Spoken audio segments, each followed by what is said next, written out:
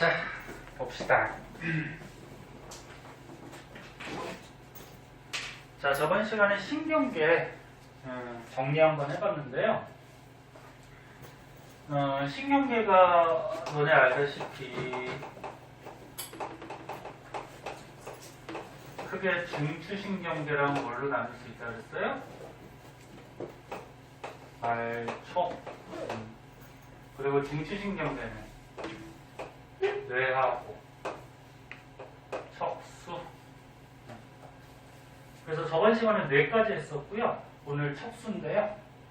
척수는 알다시피 척추뼈, 등뼈, 척추뼈 안에 들어있는 신경을 척수라고 하죠. 그 다음에 말초신경은 이제 조금 있다가 또 할 건데, 말초신경은 뇌에서 뻗어져 나와서 얼굴에 있는 뇌신경. 뇌신경은 중추가 아니라 그랬어. 뇌에서 뻗어져 나와서 얼굴에 있는 신경. 얼굴은 말초에 들어가죠. 그 다음에 척수신경. 이거는 뭐야? 척수에서 뻗어져 나와서 팔다리 몸통. 우리 온몸에 퍼져 있는 신경. 이것도 말초죠. 그래서 너네 문제 풀 때 잘 읽어야 돼. 뇌인지 뇌신경인지, 척수인지 척수신경인지. 그 다음에 또 말초에 감각을 전달하는 감각신경. 이 감각신경에서 감각이 뇌로 이렇게 전달하는 역할을 하죠. 뇌로 전달이 되면 뇌에서 판단을 내려서 명령을 내리면 명령을 우리 운동기관, 반응기관에 전달하는 운동신경. 이것도 이제 말초에 들어가고. 그 다음에 또 말초를 교감신경하고 뭘로 나눌 수 있다고 했지? 부교감. 요 교감하고 부교감은 자신의 의지대로 되지 않는 건데 조금 이따 자세히 복습할 거야. 어떤 상황에 따라서 우리 몸의 기관에서 뭐 일어나는 신경, 그걸 얘기하죠. 자, 그래서 요 단원에서 이제 중요하게 배우는 거는 요거 중추신경 중에 뇌하고 척수, 그 다음에 말초신경계 중에 다른 것도 중요하지만 요거 교감하고 부교감, 여기에 대해서 좀 자세하게 배우는 거예요. 자, 그럼 이제 척수 한번 보자. 자, 척수는 요 그림과 마찬가지로 척추뼈 안에 있는 신경이 척수인데 요 척추뼈 하나를 크게 확대해서 본 거예요. 확대해서 보면은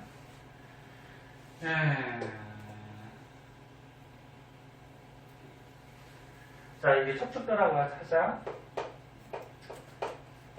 척추뼈 안에 신경이 있어요. 척수라는 신경이 이렇게 있는데 너네 척수의 앞쪽, 그러니까 너네 배 쪽, 여기 배, 척수의 앞쪽하고 뒤쪽은 이제 등 쪽, 거기를 봤을 때 척수의 앞쪽은 여기 무슨 신경하고 연결되어 있다 그랬지? 이 중에? 중간고사 전에 했잖아. 신입생 빼고 다 했잖아. 운동신경하고 연결이 되어 있어요. 운동신경. 에? 그 척수의 뒤쪽은 여기는 무슨 신경하고 연결되어 있어? 감각신경. 그래서 니네 이 앞쪽은 정근이라 그러거든. 정근. 그리고 뒤쪽은 뭐라 그래? 후근. 그래서 다시 한번 얘기할게요. 이게 가장 중요해. 척수에서 앞쪽 정근 쪽은 감각신경이 운동신경이 연결되어 있고 후근 뒤쪽은 감각신경이 연결되어 있어요. 그래서 만약에 지금 발바닥이 가려워. 왜 가려울까? 무좀 때문에 가렸겠죠, 그죠? 무좀 없냐, 너네? 없냐? 왜 웃어? 무좀 뭔지 알아? 무좀 이제 여기 생명 기말고사 범위인데 질병하고 병원체에서 나와요. 무좀은 곰팡이 균 때문에 그러거든. 곰팡이. 그러니까 발에 곰팡이 피는 거야. 그래서 무좀은 뭐 너네도 걸릴 수 있죠. 젊은 사람이라고 뭐 안 걸리나? 그 곰팡이 균이니까 다른 사람 무좀 걸린 사람 신발 뭐 신고 다니든지 그러면 이제 곰팡이 균이 옮겨가서 다른 사람도 또 무좀도 걸리고 그러죠. 근데 뭐 무좀은 그냥 무좀 치료제 좀 바르면 금방 없어져요. 발이 가려워 만약에. 야 그럼 가렵다라는 느낌이 감각신경을 따라서 척수를 거쳐서 어디로 가? 뇌로 가겠죠, 그죠? 그럼 뇌에서 이제 어떻게? 아, 발바닥 가려워. 네? 느끼겠죠? 최종적으로 감각을 느끼는 것은 뇌야. 감각신경은 뭐 하는 거야? 감각을 그냥 전달하는 역할만 하죠. 다시 얘기하면 발바닥이 가렵다라는 감각을 척수의 후근을 따라서 뇌로 올라가면은 뇌에서 판단을 내리죠. 아 가려워. 긁어야 되겠다. 판단을 내리면 뇌에서 이제 명령을 내리면 그게 어떻게 돼? 운동신경. 척수의 정근 운동신경 따라서 그 명령이 손으로 가죠. 그럼 손에서 이제 발바닥을 긁는 이런 반응을 보이겠죠. 그래서 이렇게 가는 거야. 왜? 이렇게. 네? 그래서 이거 위치 알아두시고 추가적으로 요거는 책에 있으니까 안 쓸게. 색깔이 있는데 척수가 겉에가 백색지 약간 하얀색에 가깝고요. 속 안쪽이 회색지. 그래서 너네 저번 시간에 대뇌 배웠는데 대뇌는 어떻게 돼 있다 그랬지? 대뇌는 겉질이 회색, 속질이 백색. 그래서 대뇌하고 색깔이 거꾸로야 이거. 그래서 헷갈리지 않도록 하고. 그래서 대뇌와 반대로 척수는 겉질이 백색, 속질이 회색. 그리고 요거는 지금 얘기한 거. 후근, 등 쪽에 있는 후근은 감각신경. 그 다음에 배 쪽에 있는 정근은 운동신경. 이렇게 연결이 돼 있다. 그리고 척수가 하는 가장 중요한 기능은 여기다 쓸까? 척수가 하는 가장 중요한 기능은 신경을 전달하는 통로 역할을 합니다. 무슨 얘기야? 얘들아, 뭔 통로? 이렇게 사람이 이렇게 있으면 너네는 여기 한자를 맞지? 딴반하고 헷갈려갖고 맞지? 응. 여기 척수가 있어요. 등뼈 속에 척수가 있으면 너네 팔다리 몸통의 신경이 뇌까지 이렇게 올라가게. 그 다음에 이제 뇌에서 명령을 내리면 어떻게 돼? 뇌에서 명령 내린 신경이 이렇게 팔다리로 이렇게 내려가게. 그래서 신경을 오르락 내리락 이렇게 전달하는 통로 역할을 하죠. 그래서 니네 만약에 척추뼈가 다쳐서 척수가 다치면 여기가 다치면 어떻게 돼? 신경이 올라가지도 못하고 내려오지도 못하니까 어떻게 될까? 네? 하반신이 마비가 되겠죠. 네? 그래서 우리 몸에서 중요하지 않은 곳은 없지만 특히나 이 척추뼈가 몸을 지탱해주는 중심 역할을 하기 때문에 다치지 않도록 조심하고 괜히 저기 장난치다가도 다치고 옛날에 얘네 초등학생 선생님 초등학생 때 막 애들 앉으려고 그러면 뒤에서 의자 빼고 막 그래갖고 막 꼬리뼈 다치고 막 허리 다치고 그런 애들이 있는데 장난 같은 건 좀 심하게 치지 마시고요. 한 번은 저런 적이 있어. 똥침하려고 누가 앉을 때 거기다가 샤프를 이렇게 갖고 올 거야. 그래갖고 엉덩이 찔려갖고 병원에 실려가고 아무튼 초등학생 기계였는데 그냥 별별 일 다 있어요. 조심하시고. 저런 것도 있어. 우산 있잖아. 비 오는 날 우산 쓰고 와가지고 우산 막 교실에서 돌리고 있다가 우산 꼬다리 있잖아. 꼬다리가 갑자기 툭 빠져가지고 날라가가지고 그거 맞아갖고 또 다치고. 자, 그래서 신경을 전달하는 통로 역할을 하더라. 그 다음에 요거는 이제 밑에서 할 건데 반사라고 있었어. 반사. 무조건 반사. 반사가 뭐지? 사람은 어떤 자극을 주면 반응을 보여요. 근데 자기의 의지하고 상관없이 어떤 반응을 보이는 거를 무조건 반사라고 그러죠. 그래서 뭐 젖붕기, 땀붕기, 배변, 배뇨, 뭐 무릎 반사, 뭐 회피 반사 이런 게 있는데 이제 하겠지만 무릎 반사 대표적으로 뭐야? 너네 의사는 이렇게 공망치로 무릎 신경을 탕탕 치면은 자기 의지하고 상관없이 어떻게 돼? 다리가 막 올라가요. 자기가 치면 안 올라가. 왜? 내가 칠 거야 그렇게 마음 먹고 치니까 그건 안 되고요. 자, 뭐 이런 것들이 자신의 의지하고 상관없이 어떤 반응을 보이는 걸 무조건 반사라고 그러고, 무조건 반사 중에 척수 반사가 있죠. 이런 것들. 자, 그럼 반사에 대해서 좀 자세하게 보자. 계속 얘기하듯이 시험 보기 전에 마지막 정리예요. 이거 복습할 시간 없어. 기말고사 너무 기간이 짧아서 한 번에 할 때 잘 외워두세요. 자, 밑에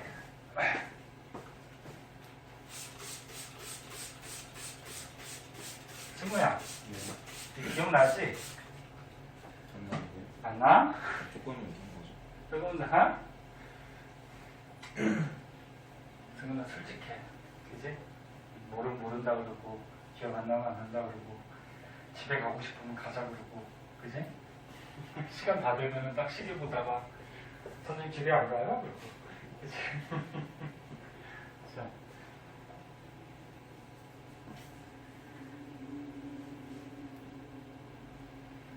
자. 그리고 올해래. 이번 달에 너는 토요일 날에 빨간 날 한 번 있더라고. 언제지? 다다음 주인가? 석가탄신일. 부처님 보시는 날.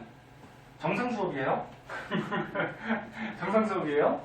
수업하니까 너는 선생님 영광계획표 보내줬지? 다음 주에 다시 한번 얘기하겠지만 선생님 특별한 거 없으면 이 영광계획표도 하니까 이번 달이 몇 월 달? 5월 달. 5월 달에 토요일이 4주라서 너네 부처님 오신 날 하루 쉬면은 수업을 3주밖에 못해요. 그래서 정상 수업이야잉? 무슨 계획 잡지 마. 알지? 낮에 놀고 밤에 나오세요.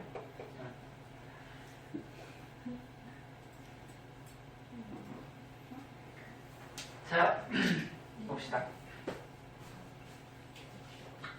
자, 사람은 어떤 자극을 주면은 반응을 보였어요. 반응을 안 보이면은 이거는 사람이 아니죠. 살아있는 생명체가 아니지. 그래서 니네 생명 맨 앞에서 생명체의 특성 배웠잖아. 뭐 세포로 돼 있고 물질 회사하고 뭐 자극에 대해서 반응 보이고 막 이런 등등 있었죠. 근데 어떤 자극 줬을 때 반응 보일 때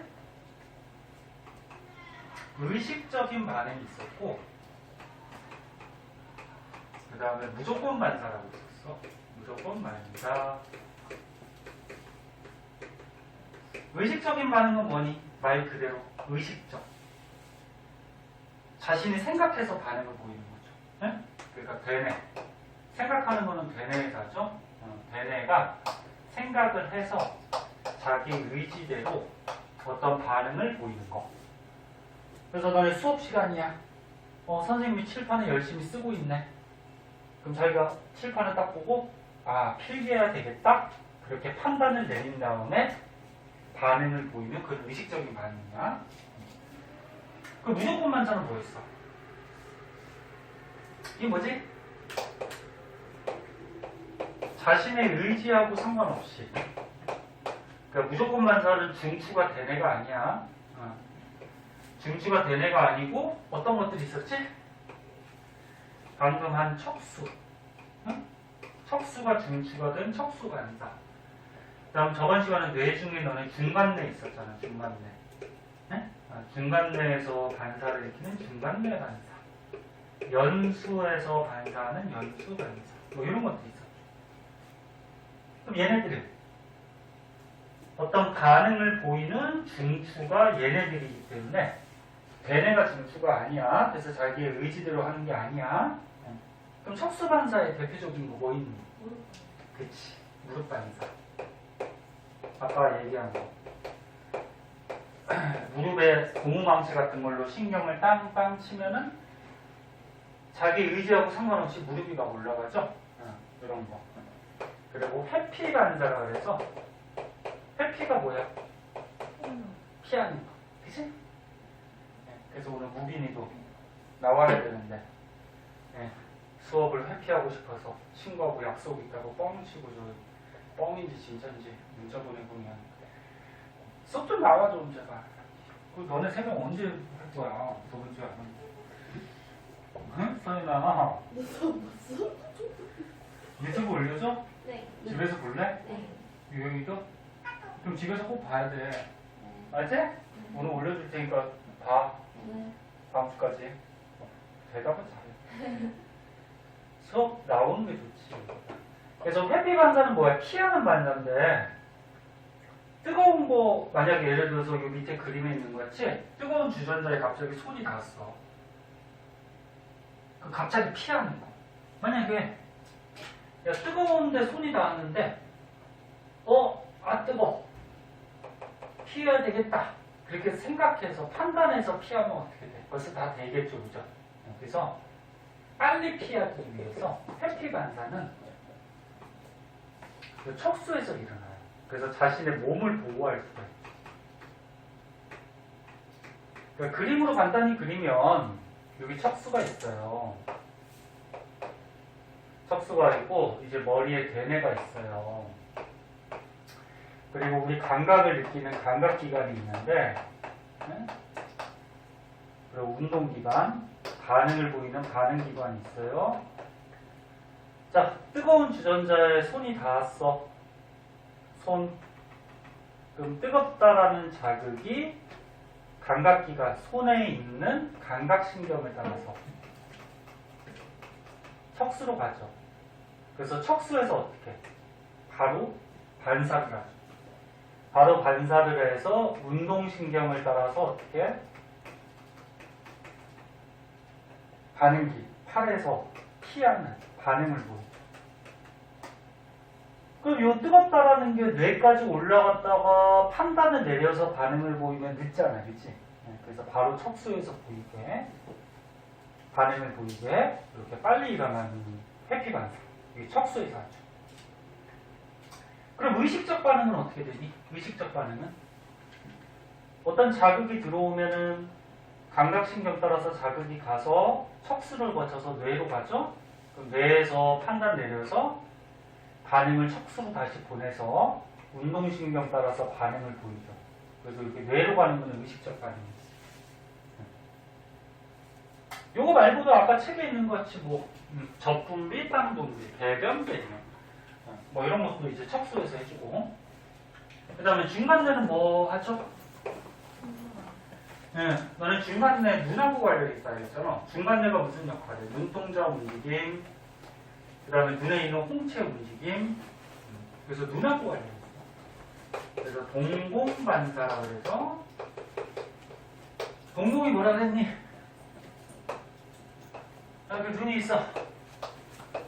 눈 가운데 여기 비틀어가는 구멍, 이걸 뭐라 그래? 동공. 이 동공을 통해서 빛이 들어가야지 바깥에 게 보이죠?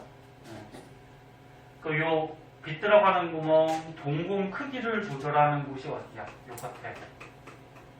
뭐야? 홍채. 그러니까 홍채가 쫙 이완하면 동공이 작아지고, 홍채가 수축하면 동공이 커지고. 그래서 눈에다가 너는 후레쉬 이렇게 비쳤을 때 너네 빛이 갑자기 많이 들어가면 동공이 커지니 작아지니? 빛이 많이 들어오면 작아지지? 눈에다 이렇게 후레쉬 비쳤어. 그 빛이 갑자기 많이 들어오잖아, 그치? 그 빛이 많으니까 빛이 조금만 들어가도 보이기 때문에 동공이 작아지죠. 이렇게 빛의 세기에 따라서 동공 크기가 변하는 반사, 이건 중간뇌에서 하죠. 너네 동공 크기 자기 의지대로 조절할 수 있어, 없어? 없죠. 야, 동공 커져라 그런다고 커지지 않잖아, 그치? 그 다음에 이제 연수 반사는 종류가 되게 많은데, 자, 이는 뇌 중에서 그 목 부분에 있는 연수, 저번 시간에 했는데, 연수에서는 뭐 이런 거, 재채기, 하품, 뭐 딸꾹질, 뭐 국토, 뭐 침, 뭐 이런 등등, 이런 것들을 연수에서 하죠. 재채기 자기 의지대로 안 돼요. 그러니까 무조건 만다. 뭐 이렇게. 근데 요거는 좀 주의하세요. 보세요. 침. 집에 엄마가 지금 맛있는 피자를 시켜놨대. 얼른 수업 끝나고 집에 가서 맛있는 피자 먹어야지. 피자를 머릿속에 떠올랐더니 침이 막 고여. 그건 뭐야? 그건 의식적 반응이에요. 왜? 머릿속에 자기가 어떻게 돼? 피자에 대한 맛있다는 기억이 있잖아, 그지? 그 기억을 바탕으로 해서 반응을 보이니까 그건 의식적 반응이야. 근데 입에 뭐 음식을 넣었더니 소화시키려고 자동적으로 침이 나와. 그거는 자기 의지대로 아니거든. 그건 연습 반사야. 그러니까 상황에 따라 달라잉. 뭐 눈물 같은 것도 그런데, 야, 과거의 슬픈 기억이 떠올라서 눈물이 나와. 그럼 그 의식적 반응이에요. 기억은 대뇌에서 하니까. 그래서 슬픈 기억 때문에 눈물이 나온다. 의식적 반응. 근데 눈에 뭐가 들어갔어. 먼지가 들어갔어. 그 눈물이 막 나와. 그거는 연습 반사. 응? 눈물도 연습 반사거든. 그래서 이거 상황에 따라 좀 다르죠. 그래서 여기 뭐 무조건 반사 그림이 나오는데 이것도 자주 나오는 그림이에요. 문제 풀 때 쉽지만 아까 이거 뜨거운 게 닿았어? 감각신경 따라서 척수로 갔다가 척수에서 바로 반응 피하나. 무릎을 쳤어? 감각신경 따라서 척수로 가서 척수에서 바로 올라가는 반응. 그지? 이렇게 되는 거죠. 자, 어렵지 않은 거예요. 자, 다음으로 넘어갑시다. 자, 거기 뒤에 있는 기본 문제는 안 푼 사람은 풀어오세요. 답지 보고 채점까지 하고, 요거 뭐 가장 기본적인 문제니까 집에서 풀어올 수 있을 거예요. 그리고 혹시나 헷갈리는 거 있으면은 다음 시간에 질문하고. 진짜 저번 시간에 뭐 문제 푼 것 중에 질문 있는 거 있어? 있는 거 있으면 먼저 하세요. 공부했던 것 중에 질문. 없어? 네? 있어? 니네 가끔 보면은 저런 사람 있어. 그 수업 시간에 질문하라 그러면 질문 안 하는 사람이 있거든? 뭐 자기가 모르는데? 성이 끄덕끄덕 하잖아. 그러니까 질문 안 해? 다리 떨고 있어. 다리 떨고 있어. 그래서 얘들아, 저기 좀 하세요, 그럼 저기. 시험 때 같이 질문 있으면은, 에? 너네 집에서 이번 주 문제 풀었어. 에? 근데 예를 들어서 생명, 완자, 뭐 예를 들어서 뭐 70쪽, 7번. 이거 잘 모르겠어. 에? 모르겠어. 자기가 풀었는데. 그냥 카톡에 남기세요. 개인 카톡에. 얘네 단체 카톡에 남기라 할 때 단체 카톡도 잘 안 남기더라고. 네. 왜? 질문 안 하는 사람의 특징이 뭐야? 요거 질문하면 너무 쉬운데 창피하지 않을까? 그런 사람도 있고, 네? 그래서 유경아 듣고 있어? 네? 앞으로 저기 하세요. 자기가 다음 주에 공부하다가 질문 생기면은 모든 과목 다 무슨 과목, 무슨 책, 몇 쪽이 몇 번. 네? 개인 카톡에 남겨두면은 선생님이 다음 시간에 카톡 남긴 거부터 먼저 풀이하고 할게요. 누가 질문했는지는 얘기 안 할 테니까. 알지? 무슨 소리인지 알겠니? 모든 과목 다. 그리고 문제집 이제 시험 대비 교재 나눠줄 건데 문제가 또 어려운 것들이 있어가지고 선생님이 문제를 다 풀어볼 시간이 안 되니까 이렇게 좀 어려운 거 남겨주면은 선생님이 미리 한번 풀어보고 오면 더 빠르니까. 무슨 말인지 알겠죠? 이렇게 하세요. 이렇게만 남기면 돼. 뭐 선생님 안녕하세요. 오늘은 뭐 즐거운 생활 하셨어요. 뭐 요거 질문 있어요. 이렇게 안 남겨도 돼. 이렇게만 딱 남겨요. 자, 넘어가서 말초신경 보자.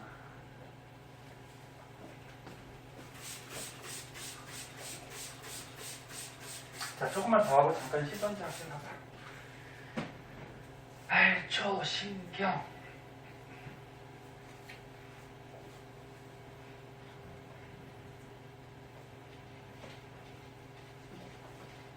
자, 쉬운 사람도 있고, 처음 배우는 것 같이 느껴지는 사람도 있을 텐데, 자, 봅시다. 자, 여기 책 맨 위에는 말초신경을 구분해 놓은 건데, 요거는 뭐 그닥 중요하지 않아요. 책만 봐. 책 안 봐도 돼. 자, 중추신경계가 아까 어디라 그랬어? 뇌하고 어디? 척수. 그럼 이 중추신경 뇌하고 척수 빼고는 말초거든? 그럼 너네 어떤 자극이 들어오면은 요 감각을 중추로 전달하는, 뇌로 전달하는 신경이 뭐였어? 감각신경. 그치? 감각신경은 너네 중간고사 때도 배웠듯이 다른 말로 뭐라 그래? 구심성 신경. 그래서 감각신경, 구심성 신경, 말초에 들어가고요. 그 다음에 너네 뇌에서 명령 내리면 골격근이 뭐지? 골격근? 뼈골자, 뼈에 붙어있는 근육이죠. 얘네 팔다리. 야, 팔다리 이런데 뼈에 근육 붙어있잖아. 이건 자기의 의지대로 움직일 수가 없어요? 너네 팔다리 니네 마음대로 안 돼? 응? 젊은 애들 벌써 품 걸렸니? 왜 그래? 팔다리 이 골격근은 자기 의지대로 움직이지, 그지? 이 뼈에 붙어 있는 근육. 그럼 뭐야? 뇌에서 명령을 내리면 자기 의지대로 움직일 수 있는 골격근의 명령이 이렇게 가는데, 이 명령을 전달하는 신경이 뭐야? 운동신경이죠? 요거는 원심성 신경. 그래서 이거 헷갈리기 때문에 어떻게 하라 했어? 감각신경은 기억으로 시작하고 구심성, 그치? 그 다음 운동신경은 이응으로 시작해서 뭐 원심성. 네? 이렇게 하면 안 헷갈린다 그랬죠? 그러니까 이 운동신경을 체성신경계라고도 얘기를 해요. 이게 말이 좀 어려운데 그냥 참고삼아 봐두세요. 그 다음에 이제 말초신경에서 중요한 게 뭐라 그랬어? 자율신경이 중요해요. 자율신경은 조금 이따 얘기하겠지만 자신의 의지대로 되지 않는, 여기 봐봐, 내장근, 심장근. 너네 내장기관에 근육이 있어요. 없는 데도 있지만 심장에도 근육이 있어요. 심장에 근육이 있어야지 그 근육이 수축 이완을 해서 심장이 뛰지. 근데 니는 내장에 있는 근육이나 심장에 있는 근육, 자기 의지대로 돼야 안 돼. 안 되죠. 응? 이렇게 의지대로 안 돼. 이런 내장근하고 심장근에 연결되어 있는 신경은 자율신경. 자율신경이 크게 뭐? 교감하고 뭐하고? 부교감.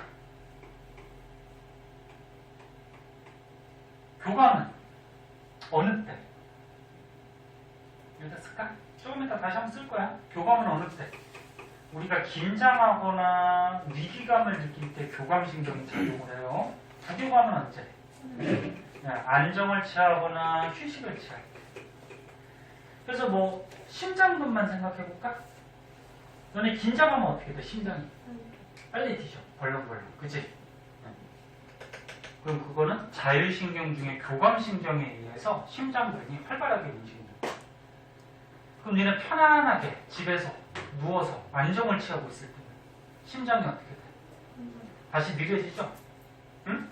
그건 뭐야? 자율신경 중에 부교감신경이 작용해서 그렇게 된다.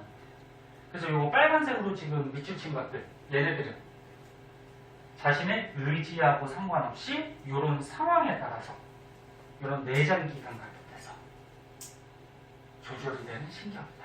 응?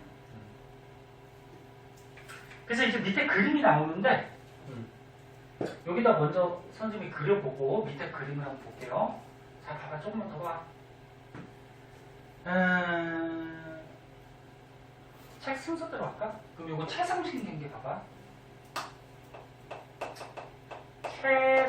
채성신경, 대표적으로 운동신경. 요거 운동신경. 얘는 가지돌기, 신경세포체, 축삭돌기 이런 식으로 유런 한 개로 연결이 돼 있어요. 그리고 중간중간에 선생님이 이렇게 소세지 같이 그린 거 이거 뭐라 그랬지? 유런에서 말이지. 뭐? 말이지. 그치? 기억나? 그래서 이 운동신경, 채성신경은 이렇게 말이집 유런으로 되어 있고, 그때 이게 골격근에 연결돼 있잖아. 어? 뼈 같은 팔다리 근육. 그걸 기억나니? 유런에서는 흥분 전도라 그래서 평상시는 붕극, 흥분이 오면은 탈분극 됐다가 또 지나가면 재분극 되고, 분극, 탈분극, 재분극에 의해서 흥분이 이렇게 가요. 그런데 유런 끝에서는 유런과 유런 또는 유런과 어떤 기관에 요 연결해주는 부위에는 요 연결해주는 부위를 뭐라 그러지? 시냅스라고 해요. 그러니까 요 틈, 요 틈이야. 이어지지 않았어요. 그래서 요 유런에서 흥분이 와가지고 요로 전달을 해야 되는데 요 전달할 때 사이에 틈이 있어요. 그래서 여기서 어떻게 전달한다 그랬지? 신경 전달 물질이 이렇게 뿌린다 그랬죠? 유런 끝에 보면은 즉 축삭돌기 말단에 보면은 시냅스 소포가 있고 거기에서 신경 전달 물질을 뿌려서 이 자극이 전달된다 그랬어. 이거 앞에 거 혹시 까먹은 사람은 그 선생님 영상을 보든지 뭐 다시 책을 한번 보든지 선생님한테 묻던지 해서 공부해야 돼. 응? 이거 시험 본 사람도 있고 중간고사 때. 그래서 채성신경, 운동신경, 흥분이 전도되다가 골격근 같은데 이 시냅스에서 신경 전달 물질을 뿌려서 흥분을 전달시키는데 이때 신경 전달 물질이 뭐냐면 아세틸콜린이라는 물질이에요. 이름만 알아두시면 돼. 아세틸콜린. 그럼 이제 자율신경 보자. 자율신경은 뭐가 있다? 교감하고 뭐? 부교감. 교감신경, 부교감신경이 있는데 얘는 유런 두 개로 연결이 되어 있어요. 신경이. 교감은 이렇게 유런이 하나 있고요. 또 뒤에 이렇게 유런이 또 있어요. 이렇게 내장기관에 연결이 돼 있어. 그리고 부교감도 두 개로 되어 있는데 유런 두 개로.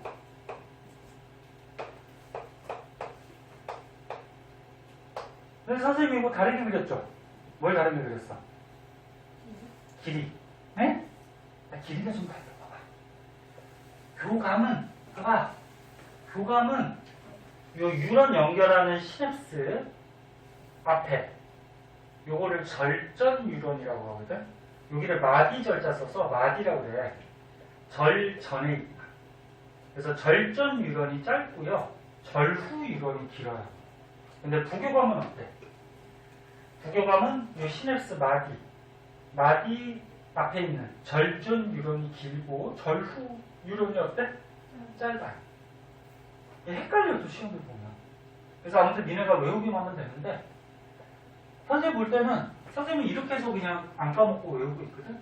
교감은 두 글자고 부교감은 세 글자니까 두 개 짧은 거, 세 개 긴 거 이렇게 먼저 있다. 이렇게 선생님은 헷갈리지 않으려고 외우고 있거든. 아무튼 니네가 외우면 돼. 편한 방법으로. 그리고 요 앞에 있는 거는 마리집이 있어요. 마리집 이론이고 뒤에 있는 절후 이론은 민마리집이에요. 마리집 없어요. 마리집 없고. 자, 그러면 여기 보자. 중요한 거는 여기서도 이제 시냅스 틈이 있으니까 신경 전달 물질을 뿌리고, 여기서도 어떻게 돼? 신경 전달 물질을 뿌리고, 여기도 뿌리고, 여기도 뿌려요. 그래서 이 신경 흥분을 전달시키거든. 근데 여기하고 여기는 다 아세틸콜린이야. 아세틸콜린. 근데 여기만 달라요. 여기만. 노르에피네프린 그래가지고 이름도 어렵지. 이거 호르몬 종류인데. 아 이게 봐 책 봐. 봐봐. 책은 좀 이따 보고. 여기만 좀 달라. 신경전달 물질이. 그 노르에피네프린이 이제 호르몬 배울 건데 아드레날린 들어봤니? 비슷한 물질이거든. 아드레날린 이제 막 기운이 막 샘솟으면은 몸에서 막 아드레날린 생긴다 이런 말 안 쓰니? 가끔 쓰지. 네. 그래서 여기서는 우리가 긴장을 하면은 내가 긴장할 때 작용하는 거잖아. 네? 긴장이나 위기감을 느낄 때. 그럼 긴장을 하면 심장박동이 어떻게 된다고? 막 빨리 뛰죠. 촉진되죠. 촉진. 그래서 여기서 요런 호르몬 노르에피네프린이 분비가 되면서 얘가 촉진되는 효과가 생겨요. 막 빨리 뛰어. 네?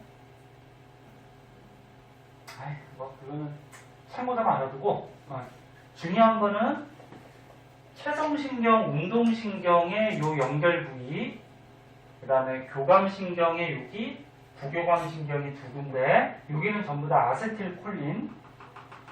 근데 교감신경하고 기관하고 연결되는 요 끝부분만 노르에피네프린. 네? 알아두셔야 돼요. 요거는 과학자들이 연구해서 밝혀진 것들이기 때문에 얘네가 외울 수밖에 없죠. 만약에 서희가 새로운 걸 발견하면은 나중에 미래 학생들은 조금 다르게 배우긴 하겠지만, 자, 그래서 밑에 있는 요 표하고 요 그림이 그거야. 선생님이 지금 저거 그려준 거. 여기 다 써 있어요. 한 번씩 보시고 가르쳐준 정도 알아두시면 되고. 마지막으로 조금만 쉬었다 할까? 아무 말 없는 거 보니까 하자. 네. 5분만 쉬었다 할까? 네. 지겨울 테니까 그럼 잠깐만 쉬었다 할게. 화장실 갔다 올 사람 갔다 오고.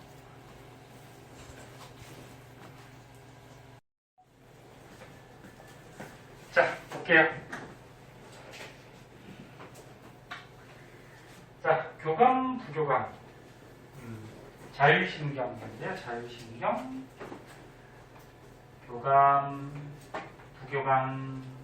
앞에서 뭐라 그랬어? 네, 틀림 없나? 자율신경. 자, 근데 교감은 아까 처음에 얘기했듯이 계속 적었듯이 어떤 상황에 따라서 우리가 긴장할 때 작용하는 신경. 부교감은 언제? 안정을 취하거나 휴식을 취할 때 편안한 상태. 자, 그때 우리 몸의 이런 기관들에서 이 신경들에 의해서 일어나는 작용들이 조금 반대인데, 너네 긴장, 깜짝 놀라면 눈 커진다, 이런 말을 가끔 일상생활에서 쓰거든. 긴장을 하면은 동공이 확대가 돼요. 동공. 요것 때문에 깜짝 놀라고 긴장하면 눈 커진다, 그런 말이 나온 거고, 응? 동공이 커져. 그리고 기관지가 확장돼. 기관지가 뭐니? 이 양쪽 폐로 공기가 이렇게 들어가는 그러니까 공기가 지나가는 길이 기관지죠. 그 기관지가 확장되면 공기가 들락날락 많이 하겠죠. 그래서 기관지가 확장된다 그러면 호흡이 어떻게 된다? 촉진된다. 그래서 너네 긴장하면은 숨도 가빠지잖아. 빨리 쉬고. 그 다음에 긴장하면 어떻게 돼? 심장도 빨리 뛰고. 긴장하면 소화 잘 되니 안 되니?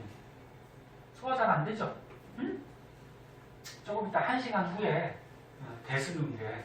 대학 수학능력 시험인데 그럼 긴장되잖아. 그럼 소화 안 되겠죠. 응? 그래서 너는 긴장될 때 뭐 먹으면 막 체하잖아. 그 쓸개즙은 뭐지? 앞에서 배웠잖아. 중간고사 때. 쓸개즙이 그 지방 소화 도와주는 물질이라고 했죠. 그럼 긴장하면은 소화도 잘 안 되고 이런 쓸개즙 같은 소화에 관계된 액체들도 잘 안 나온단 말이야. 긴장하면 오줌말이 있죠. 방광이 확장이 돼요. 그러니까 오줌이 들어있는 방광이 확장이 되면서 신경을 눌러서 이제 오줌이 많이 다 그런 게 느껴지게 되죠. 자, 그래서 긴장하면 교감신경에 의해서 이런 현상들이 일어나요. 그럼 반대로 안정을 취하면 눈이 정상적으로 어떻게 될까? 작아지죠. 기관지도 정상적으로 작아져서 호흡이 정상적으로 억제가 돼요. 그 다음에 심장도 정상적으로 느려지고 소화는 잘 되죠.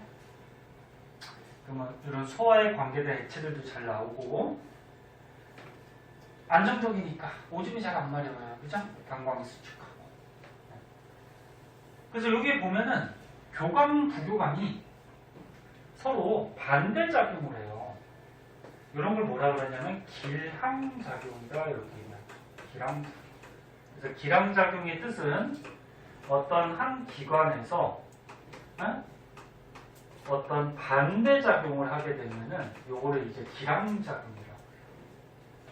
그러니까 심장이라는 한 기관에서 교감신경에 의해서 촉진도 되고 부교감에 의해서 억제도 되고 이렇게 반대작용이 일어났을 때 길항작용하고 있다. 이렇게 얘기해요. 많이 알아두고. 그 다음에 요 밑에 그림. 자, 요 밑에 그림은 뭐를 알아두면 되냐면은 이 뇌가 있어요. 뇌가 있고 이제 척추뼈 속에 이게 척수가 있거든. 신경. 척수. 척수가 있는데 요 교감신경 있잖아요. 교감신경은 요 척수 중간 부위에서 교감신경이 이렇게 뻗쳐나와가지고 우리 몸의 각 기관에 작용을 해요. 뭐 여기는 같이 뭐 눈, 기관지, 뭐 심장 이런데 요거는 외울 필요 없어. 뭐 몇 번째가 뭐 동공 확대하고 관련된다. 뭐 몇 번째가 기관지 확장하고 관련된다. 이런 거 외울 필요 없어요. 뭐만 알아두면 되냐면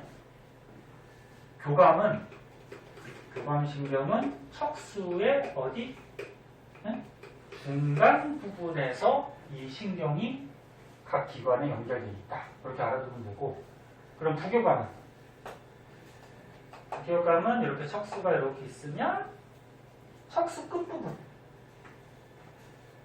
그리고 여기 연수 그리고 중간내 너네 뇌 중에 저번에 대뇌, 소뇌, 간뇌, 중간뇌, 연수 이런 거 배웠잖아, 그지? 네. 여기 부분에 부교감 신경이 연결이 돼 있어요. 어디? 척수 끝부분.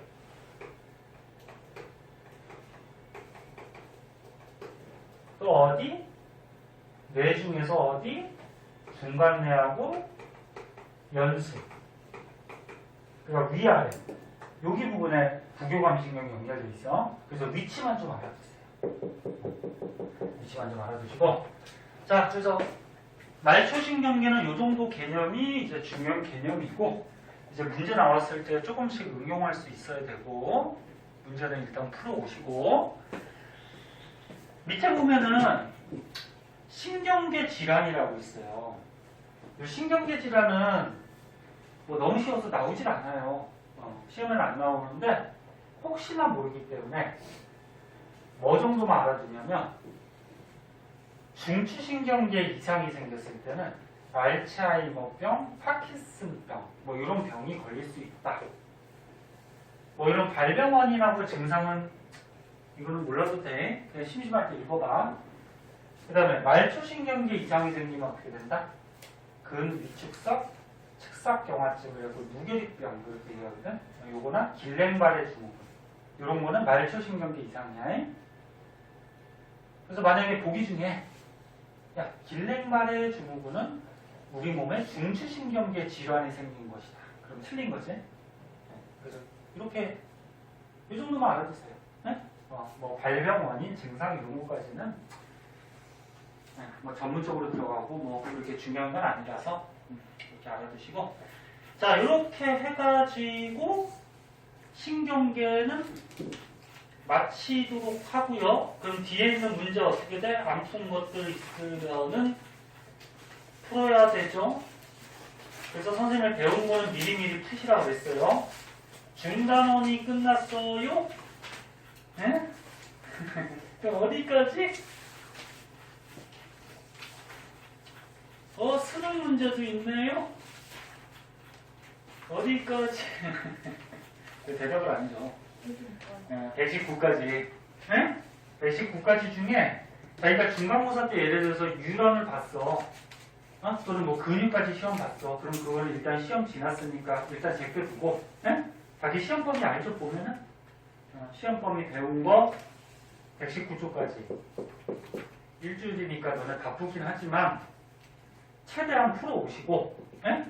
만약 이번 주에 다 못 풀면 다음 주까지 푸는데, 보통 너네 이렇게 건너뛰면은 한 주 미루면은 잘 안 풀게 돼. 그러니까 푸세요. 이제 시험 공부 한다고 생각하고. 알았지?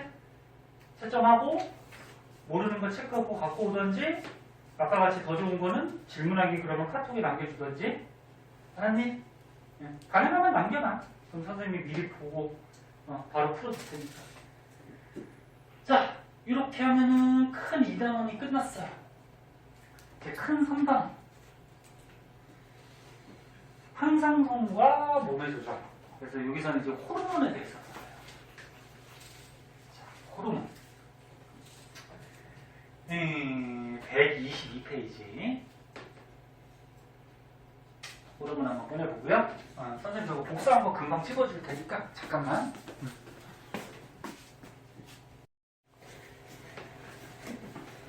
자, 호르몬으로 넘어갈게요. 저는 뭐가 이렇게 즐거워가지고. 자, 호르몬.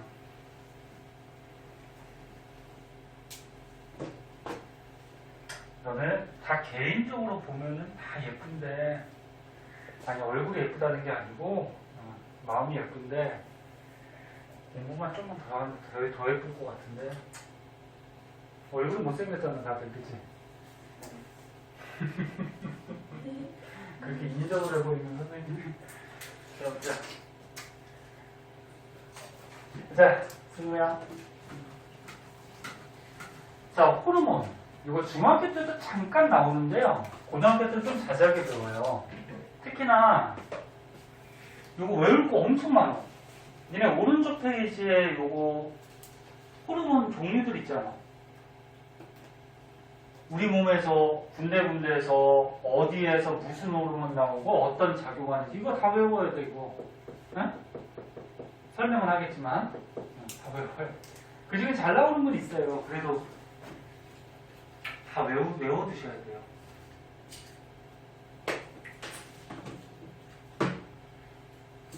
자, 맨 처음에 호르몬의 특징부터 한번 배워보도록 할게요. 자, 호르몬은요, 어떤 특징이 있냐면은, 이 특징 같은 경우에 한 문제 정도 잘 나와요. 호르몬이 우리 몸에서 나오는데, 나오는 곳을 내분비샘이라고 해요.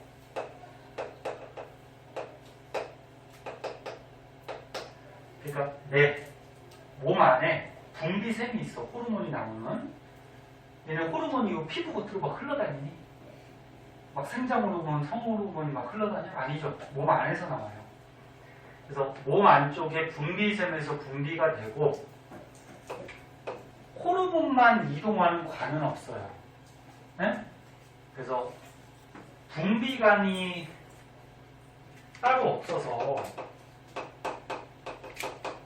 뭐 따라서 이동하냐면 혈액을 따라서 이동해요. 그냥 호르몬만 이동하는 관이 없다라는 거예요. 그냥 혈액을 따라서 이동해요. 그래서 니네 피 검사할 때, 혈액 검사할 때 피 뽑으면은 그 안에 자신의 호르몬 성분도 들어있어요. 그리고 니는 뭐 예능 같은 거 가끔 보잖아. 보면은 선생님도 뭐 미운 우리 새끼 이런 거 자주 보거든. 거기 보면 저번 주인가 저저번 주인가 저기 얘네 보냐? 안 보냐? 얘는 안 보냐? 미우는 새끼 별로 안 좋아하나? 거기 보니까 뭐 탁재훈하고 그 다음 또 누구야 걔? 다시 갑자기 생각이 안 난다. 걔 돈 없는 애. 그지 누구야? 그지? 무슨 소리지? 맞아. 거기하고 뭐 검사해가지고 혈액 검사해가지고 뭐 남성 호르몬이 어느 정도 수치인지 막 이런 것도 막 나오고 하던데. 그러니까 혈액 속에 호르몬이 있어요. 그지라 그러면 농담이고. 진짜 어떻게 하다가 사업 실패해서 빚을 많이 졌는데 열심히 살아가지고 이제 거의 다 갚았대요. 열심히 사는 사람이죠. 자, 보자. 그래서 내분비샘에서 분비돼서 분비관이 따로 없고 혈액을 따라서 이동을 하고요. 호르몬은 나오는 곳에서 작용하지 않고 혈액 따라 이동해서 작용하는 곳이 있어요. 작용하는 곳을 표적기관이라. 표적기관 또는 표적세포. 여기에서 작용을 해요.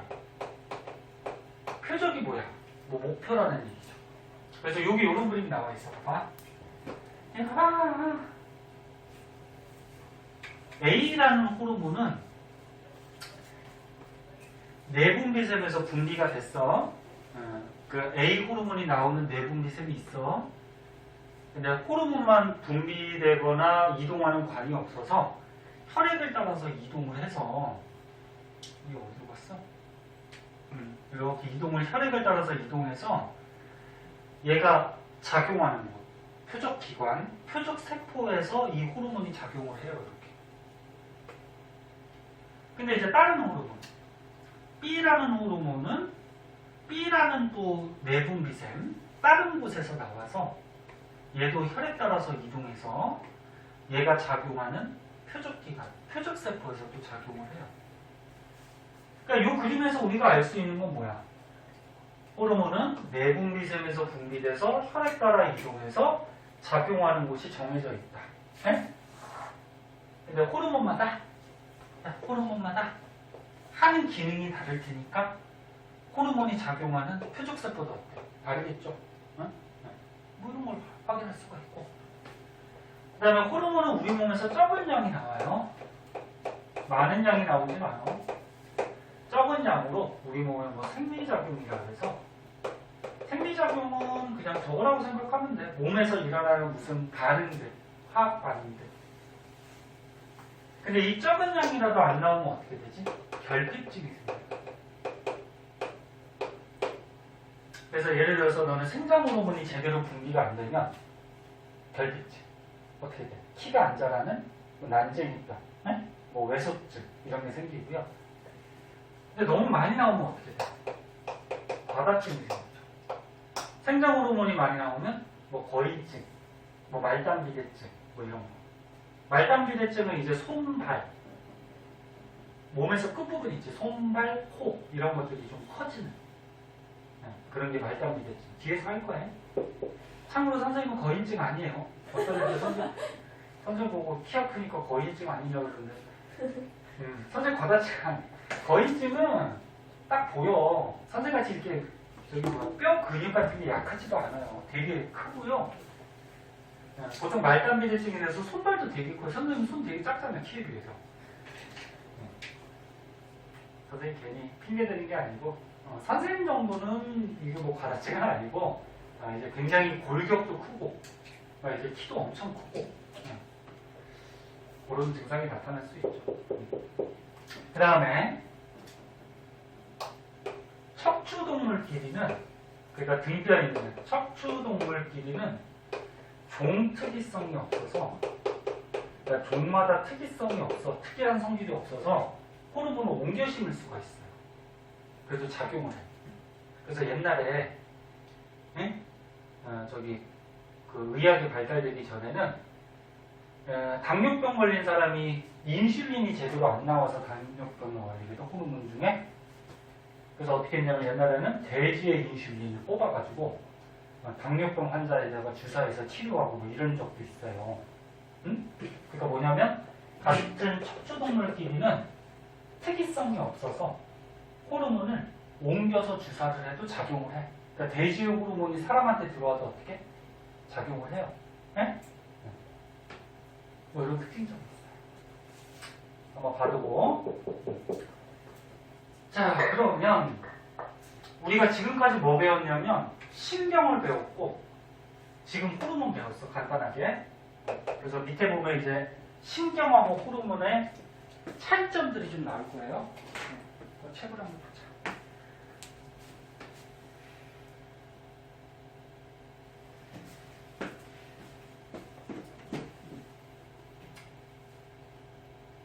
자, 이 밑에 보면은 신경 호르몬의 차이점이 나오는데 이것도 되게 쉬워.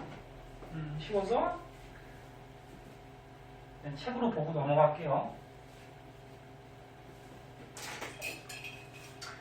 자, 여기 보면은 지금까지 배운 신경, 그 다음에 지금 간단히 배운 호르몬, 특징, 신호 전달 매체. 너네 신경은 뉴런이라는 신경세포를 따라서 신경이 전달이 됐죠. 흥분이, 그치? 근데 호르몬은 뭐 따라서 이동을 해? 혈액 따라서, 그치? 그리고 전달 속도를 보면은 신경은 어때? 빨라요. 쉽게 생각했을 때 이렇게 생각하면 돼. 여기를 딱 맞았어. 그럼 아프다고 바로 느끼지. 신경은 쫙 오지, 그치? 근데 호르몬은 혈액 따라 혈액 따라 이동하니까. 혈액의 속도만큼 그렇게 빠르진 않겠죠, 그죠? 좀 느리다. 그 다음에 작용 범위. 너네 이 손바닥 딱 맞으면 손바닥만 아프지? 너네 손바닥 맞았는데 온몸 전체가 아파? 아니죠. 손바닥만 아프죠. 작용 범위가 좁다. 근데 호르몬은 너네 생장 호르몬이 머리만 작용하니? 머리만 자라니? 아니죠. 온몸이 다 자라지, 그치? 그래서 넓어요. 그 다음 지속성. 딱 맞으면 그때만 아프지. 네. 그럼 신경은 빨리 사라져요. 근데 호르몬은 생장 호르몬이 몇 초 동안만 작용하니? 아니죠. 계속 작용하지, 그치? 그냥 이해하기 쉽게 그냥 선생님이 예를 든 거고. 무슨 말인지 알죠? 그 다음에 이제 특징은 신경은 어떻게 됐어? 유런해. 가지돌기에서 자극을 받아서 신경세포체에 거쳐서 축삭돌기 한쪽 방향으로만 신경은 흘러갔죠. 그래서 방향성이 있고요. 그리고 호르몬은 나오는 곳에서 작용하는 게 아니고 이동해서 표적기관, 표적세포 다른 곳에서 작용을 한다. 이런 특징점이 있죠. 그래서 이 밑에는 지금 저번까지 배운 신경, 그 다음에 지금 호르몬, 이 그림이 다시 나오고 있는데 그림 한번 보자. 너네 책 집에 가서 다시 안 보니까. 호르몬이 나와야 된다라는 자극을 받으면 언제 호르몬이 나오는지 이제 배울 거야. 그럼 어디? 내분비腺. 내분비계에서 호르몬이 분비가 돼. 그래서 혈관 따라 이동해서 표적세포에서 작용을 한다. 이 수용체가 뭐냐면 이 호르몬을 받아들이는 거. 그럼 이 수용체에 안 맞는 호르몬, 얘가 받아들여 안 받아들여? 안 받아들이죠? 그 다음에 신경은 배웠듯이 자극이 가지돌기, 축삭돌기, 신경세포체에 거쳐서 이런 틈이 있으면 신경 전달 물질, 그거에 의해서 어떤 세포나 기관에 신경이 전달이 되죠. 그림은 참고서 한번 보고. 자, 이거는 사진 안 찍을게요. 특별히 쓴 거 없으니까. 자, 그래서 이제 오른쪽으로 가면은 아까쯤에 얘기했듯이 이거 다 외워야 되거든. 시간이 52분인데 안 될 것 같다. 누구냐? 뭐 이렇게 좋아해? 자, 봐봐. 요거는 자세한 건 다음 시간에 할 건데 간단히만 보자. 간단히만 보세요. 다음 시간에 외울 거 엄청 많아.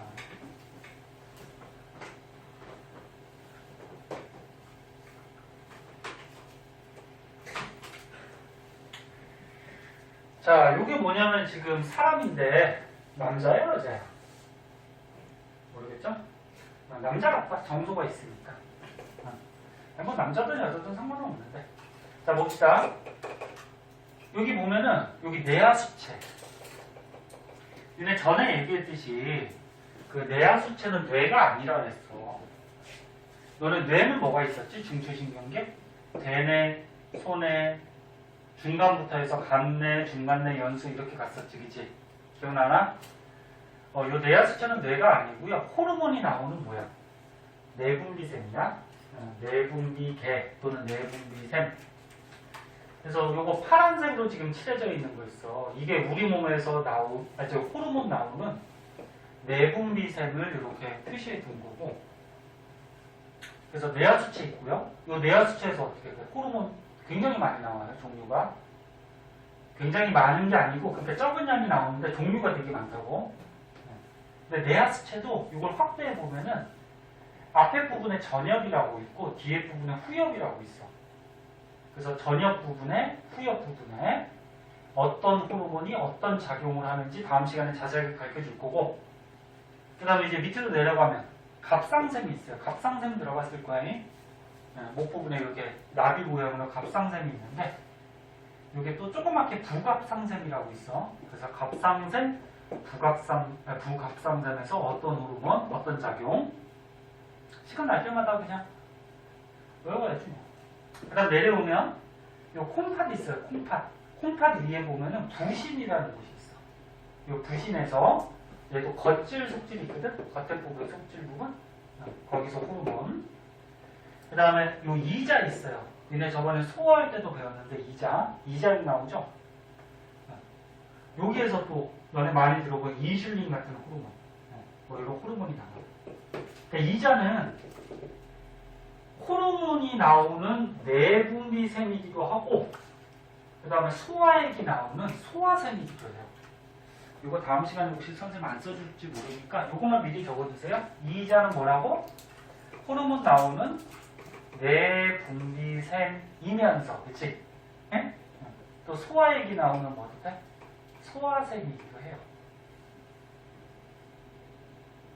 다른 곳에서는 소화액 나오지 않죠? 내하수체에서 소화액 나오니? 안 나와요. 상상 알아두고, 이걸 알지? 이자액? 이자액 속에 중간고사 때 배웠잖아. 뭐 들어있어? 소화효소. 뭐 있어? 아밀레이스, 또 트립신, 또 라이페이스. 진짜. 야, 니네 고3 때 이제 나중에 대수능 볼 때 생명원 선택하는 학생들 되게 많을 거야. 수능 볼 때. 응? 알아둬야지. 자, 그 다음에 이제 밑으로 가면은 남자의 정소가 있고요. 여자의 난소가 있어요. 여기는 너네 알다시피 이제 성호르몬들. 이렇게 분비가 돼요. 말이 되게 어려워요. 어렵고 하는 기능도 좀 복잡하고, 그래서 다음 시간에 이거 알아볼 거고요. 그 다음에 아까 얘기했듯이 너무 많이 나오거나 너무 적게 나오면 이제 결핍증, 과다증 생겨요. 그리고 항상성이 뭐라 그랬지? 항상성? 맨날 쉽게 봐. 항상성이 뭐였어? 우리 몸의 상태를 일정하게 유지하려는 성질이 항상성이었죠? 그래서 뭐 체온 같은 거 대표적으로 유지가 되잖아, 그치? 그래서 체온, 혈당량, 뭐 삼투압 이런 것들이 몸에서 유지가 되는데, 요 항상성을 유지시켜줄 때 관여하는 게 신경하고 호르몬이거든? 그래서 여기서 나옵니다. 호르몬 배우고서 이제 항상성 자세하게 배울 거야. 이렇게까지 하면 호르몬이 끝나요. 그래서 다음 시간에 가능하면 이 호르몬을 끝내도록 할게요. 그 다음에 또 있어, 단원이 기말고사가 뒤에. 그래서 가능하면 빨리빨리 나가야지. 자, 숙제 좀 해와라. 제발, 알았지? 질문 체크하고 오고. 화학하는 사람은 조금 쉬었다가 화학하고.